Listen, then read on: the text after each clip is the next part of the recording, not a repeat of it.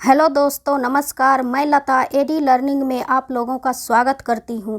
इस वीडियो में हम ईवीएस के मोस्ट इम्पोर्टेंट क्वेश्चन करेंगे जो एग्ज़ाम की दृष्टि से काफ़ी महत्वपूर्ण है। तो चलिए शुरू करते हैं। प्रश्न संख्या 1, बिहार के लोगों के लिए मधुमक्खी पालन लीची आरंभ करने की सबसे अच्छी अवधि है। ऑप्शंस हैं अक्टूबर से दिसंबर, अप्रैल से जून, जनवरी से मार्च, जुलाई से सितंबर। तो इसका सही आंसर है ऑप्शन ए, अक्टूबर से दिसंबर तक मधुमक्खी पालन आरंभ करने की अच्छी अवधि होती है। तो इसका सही आंसर ऑप्शन ए है।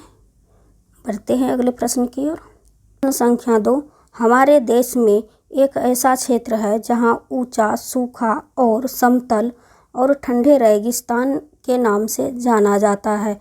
वहाँ वर्षा बहुत ही कम होती है। यहाँ बर्फ़ से ढके पर्वत और सूखे ठंडे सपाट मैदान है। यह क्षेत्र कहाँ का भाग हो सकता है?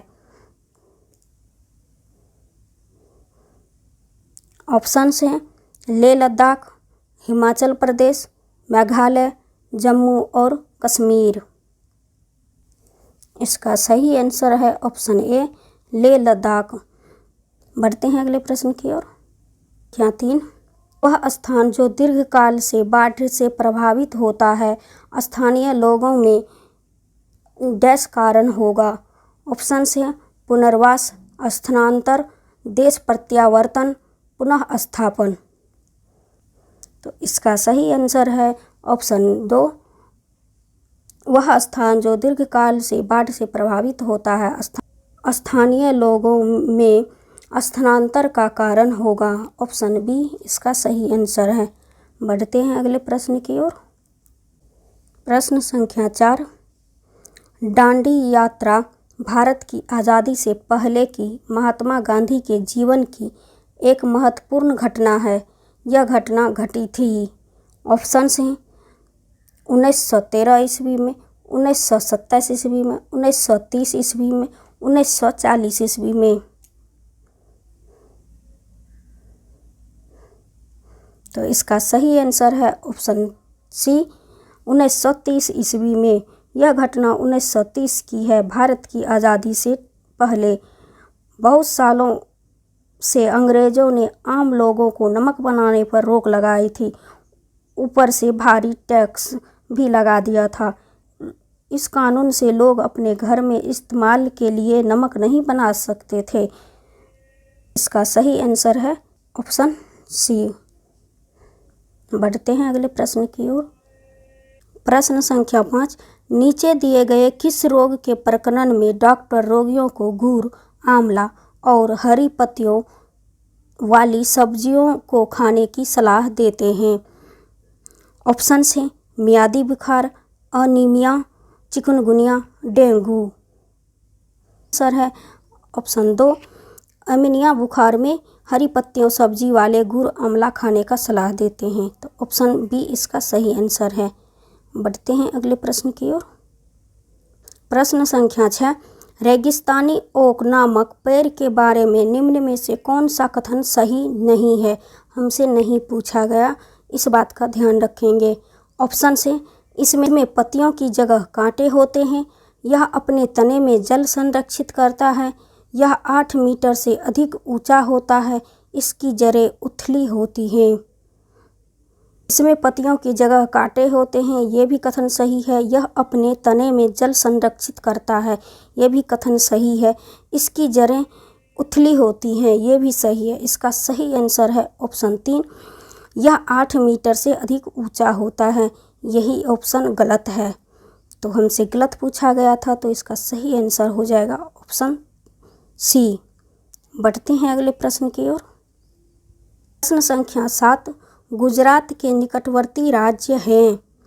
ऑप्शंस हैं राजस्थान, मध्य प्रदेश, छत्तीसगढ़, मध्य प्रदेश, महाराष्ट्र, हरियाणा, महाराष्ट्र, कर्नाटक, राजस्थान, महाराष्ट्र, मध्य प्रदेश, राजस्थान।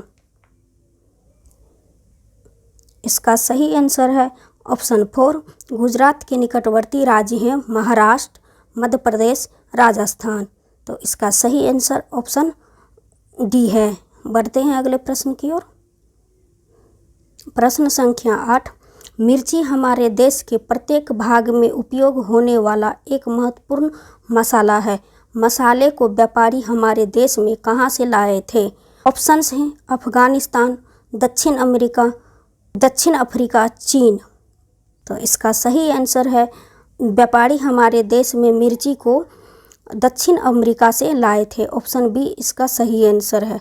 बढ़ते हैं अगले प्रश्न की ओर। प्रश्न संख्या 9। उस पक्षी का नाम जिसकी आंखें मानव की तरह सामने की तरफ होती है।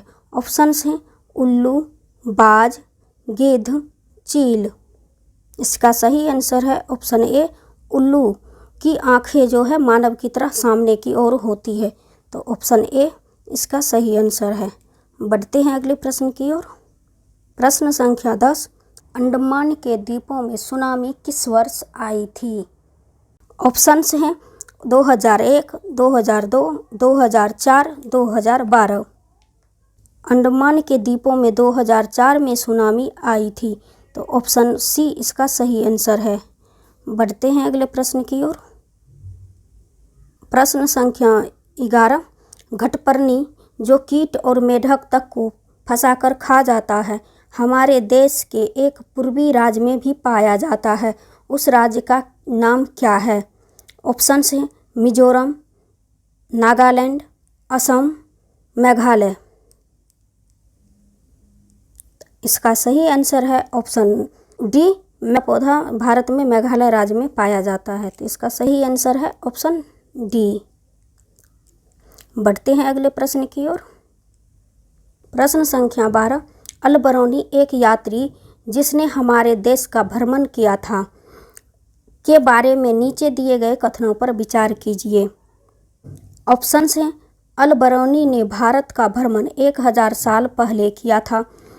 उसने उन चीज़ों के बारे में लिखा जो उसके अपने देश से भिन्न थी, विशेष रूप से पानी को एकत्र करने के लिए बनाए गए तालाब।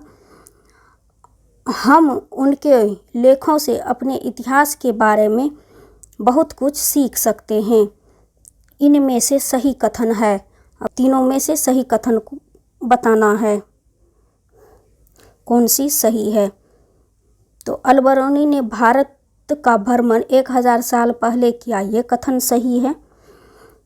उसने उन चीज़ों के बारे में लिखा जो उसके अपने देश से भिन्न थे, विशेष रूप से पानी को एकत्र करने के लिए बनाए गए तालाब, ये भी कथन सही है। हम उनके लेखों से अपने इतिहास के बारे में बहुत कुछ सीख सकते हैं, ये भी सही है।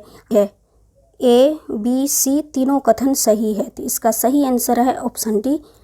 बढ़ते हैं अगले प्रश्न की ओर। प्रश्न संख्या 13। निम्नलिखित में से किसे हमारे देश में आने वाले व्यापारी दक्षिण अमेरिका से हमारे देश में लाए थे? ऑप्शन है बंद गोभी, टमाटर, भिंडी, मटर। इसका सही आंसर है हमारे देश में आने वाले व्यापारी दक्षिण अमेरिका से टमाटर हमारे देश लाए थे। ऑप्शन बी इसका सही आंसर है। बढ़ते हैं अगले प्रश्न की ओर। प्रश्न संख्या 14। निम्न में से कौन सा EVS के पाठ्य चर्चा का उपथीम है? हमसे उपथीम पूछा गया है। ऑप्शन हैं आश्रय, खाद्य पदार्थ, संबंध, जल। इसका सही आंसर है ऑप्शन सी संबंध। संबंध उपथीम के अंतर्गत आते हैं। बाकी जितने हैं आश्रय, पदार्थ, जल, ये मुख्य थीम के अंतर्गत आते हैं। तो हमसे उपथीम पूछा गया है तो इसका सही आंसर हो जाएगा संबंध। बढ़ते हैं अगले प्रश्न की ओर। प्रश्न संख्या 15। निम्न में से कौन से पौधे का उपयोग डिब्बे बनाने एवं मकान बनाने में होता है? ऑप्शंस हैं गन्ना, मक्का, घास, बांस। तो इसका सही आंसर है डिब्बे और मकान बनाने में उपयोग होता है बांस का। तो ऑप्शन डी इसका सही आंसर है। ऑप्शन डी इसका सही आंसर है। आज के वीडियो में बस इतना ही। Thank you so much.